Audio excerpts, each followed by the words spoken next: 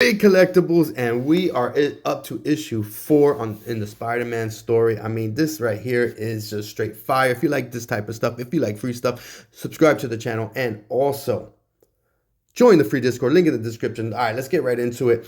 We see here that Spider-Man enters an alternate dimension because Mysterio had a portal that he was using to go back and forth into that other dimension. Peter Parker goes there, fights Miles Morales, gets whooped, and now Aunt May is like, it's my turn to lay the smackdown.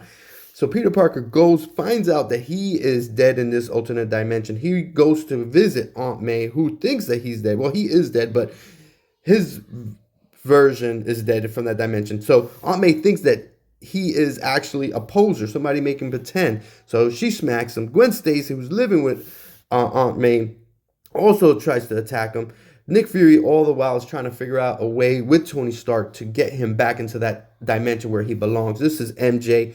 They call him up like, MJ, you need to call her up. You need to get over here quick. Your man is over here acting reckless. So they're talking. Miles Morales is with them. You can see here Aunt May comes too. They're catching him up to the whole story. Gwen Stacy's just asking a bunch of questions about the other dimension, how she is in the other dimension, all, you know, typical stuff, and asking about MJ in that other dimension. And so you can get ahead and see, you know, Aunt May literally is just super shocked about what's going on. So you can see here that what ends up happening is she realizes for sure it's him, and then it's like the waterworks. She's crying, everybody's crying. You know, it's a touching, very touching story right here.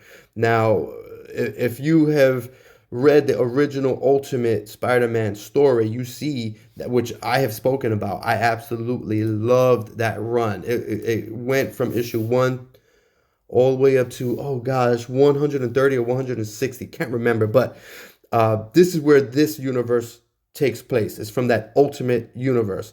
You had Ultimate Fantastic Four, you had the Ultimates, which is like an Ultimate Avengers, you had Ultimate Spider-Man, very dope. But Spider-Man unfortunately dies in this dimension.